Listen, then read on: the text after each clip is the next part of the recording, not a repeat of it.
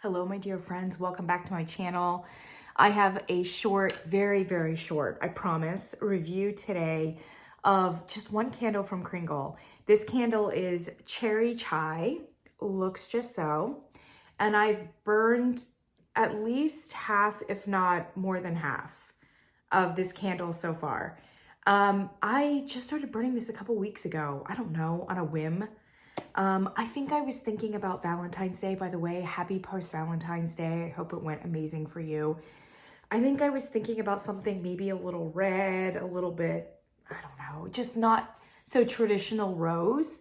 And I picked this one up and thought, oh, what the hell? I mean, I don't know when else I would burn it.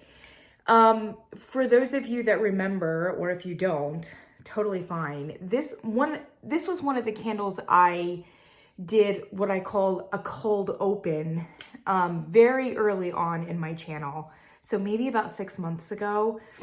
And I smelled cold a whole haul from Kringle.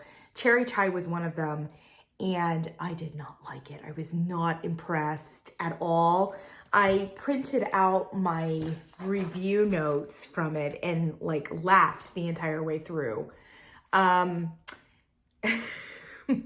I wrote initial scent off-putting, roasted or scalded note, almost dairy-like sour. Cherry is sweet underneath, obvious stone fruit note, slightly medicinal, question mark. No spices at all. Does Kringle not understand the concept of chai, etc.? And then I just put not a pleasant scent. It's just not. And I remember thinking, even before I burned it, like, why am I burning it? But you know, you have a candle, you burn it. I'm burying the lead, my friends. I cannot hate this candle, and I have tried to hate it from the very beginning, as you can tell. This candle does, when smelled cold, it does smell a touch medicinal. It has this warmed over cream smell to it as well.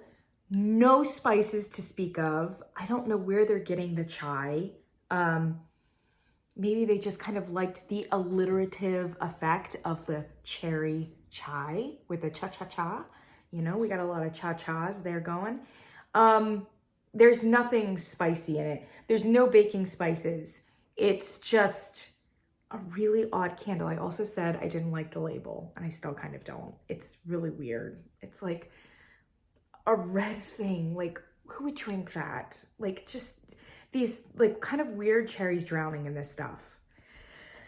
I have burned this now almost every day this week. This was my Valentine's Day burn, and I did put it in a small space.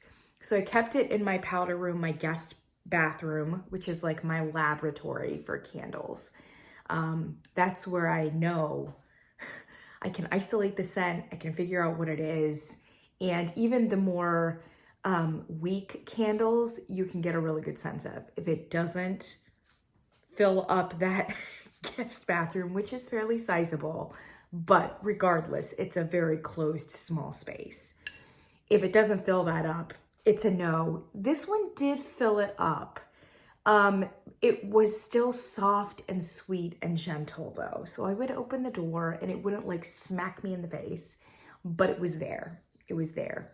And I'm very happy to report that whatever was medicinal in whatever is, it's not a was, whatever is medicinal in the cold experience goes away once it's burned. So it kind of lifts off and fills out, and it's not an overbearing cherry, but it's a cherry. And I would say it leans more authentic than it does like candied or medicinal or artificial. It's just really nice. And the vanilla that is in it, or that cream element, once burned, is not sour. It's not scalded. It's not particularly vanilla forward either. It's just kind of like a creamy element that softens the cherry down a little bit, so that you've just got a really nice, sweet cherry. It reminds me of the Aldi candle that I reviewed a couple weeks ago that was apricot and oud, and I really like that candle a lot. Apricot and oud is very similar in that it's just a soft, sweet apricot that's kind of rounded out with a few things. Almost exactly the same feel. Both candles, I would say maybe this one's a little stronger, but I wouldn't say it's more than a 5 or a 5.5. So this isn't one for like your entire house, especially if you've got like cathedral ceilings. That being said, with this and with the apricot, and often with like some rose candles, this one loves, it's just an aesthetic for a smaller space. I especially like these kinds of candles for like a bubble bath soaking moment, you know, you light this kind of thing and it's not aggressive. It's just sweet and relaxing and unassuming. It's not trying too hard.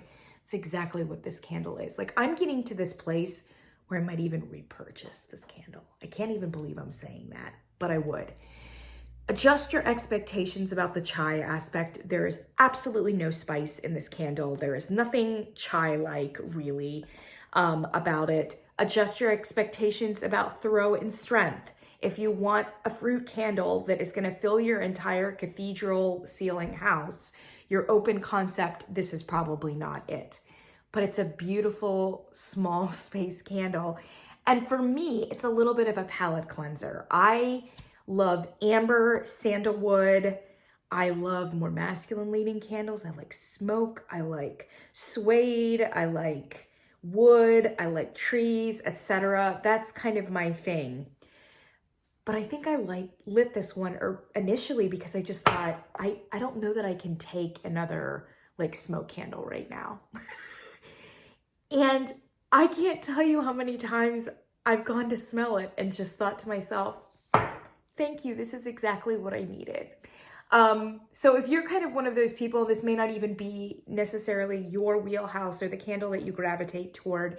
You might just really like it for an unusually soft moment. What can I say? In this Valentine's week, I don't love it, but I like it. And that's unexpected for me because I did not expect to like this candle at all. And I'm not too small to admit that I can't hate it. And I suspect you guys might feel the same. Thank you so much. I will see you in the next one.